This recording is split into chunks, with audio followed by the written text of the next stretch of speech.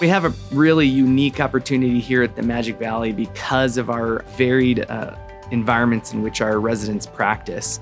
We've got a bigger regional medical center in Twin Falls, which is a more sort of urban environment, a town over 50,000 people. But then we've got our clinic up in Jerome at a critical access hospital, a town of 10,000 that's very rural and has a very different feel, farmers and a lot of Hispanic farm workers, and just a very different environment. So those two locations give us this kind of unique balance of kind of the urban and the rural and the best of all worlds. So our curriculum is based on blocks, although some of those blocks are longitudinal experiences. So for our main block rotations, those are the medicine, the OB, the pediatrics. Those are 4-week-long blocks, and you're doing those with clinic during that time.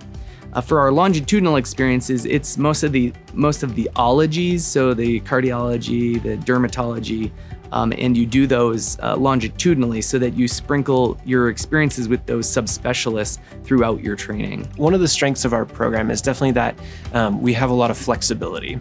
Being that we're in a rural program with a small number of residents, we have this ability to really tailor your learning experience to the interests that you have. For me personally, this means that I get to do a lot of OB work. And then for other folks who are really interested in sports medicine or HIV care, you can kind of use the extra elective time we have to really focus in on those areas of interest. And one part of that I've pursued is our wilderness medicine.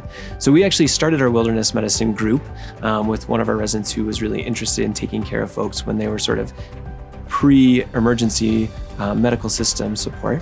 And so what we do every year is we have a winter wilderness medicine retreat where we go up to Bergdorf, which is a hot springs, and sort of have an opportunity to really work on those wilderness medicine skills. So everything from how do we stay safe in the backcountry to how do we get people out of the backcountry when emergencies happen.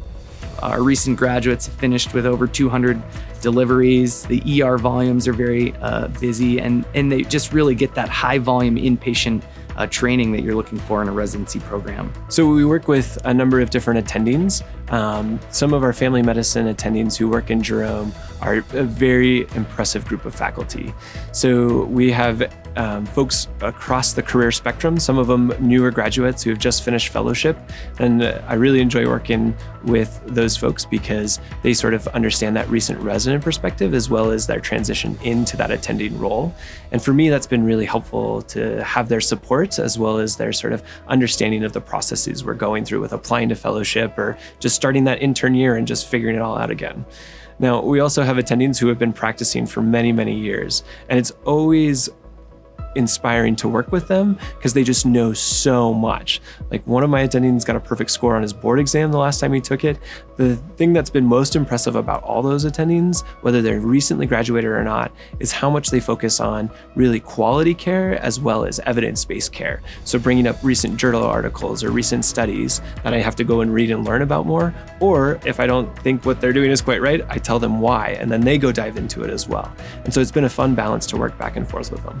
In general, I think the people we're usually looking for are people who really get the rural life. So we disproportionately favor those that have a rural background, either in their childhood or really have done a lot of rotations in rural places and understand it. I guess the other things that really surprised me about coming out here to Twin Falls was I didn't expect that the Snake River would be quite so fun.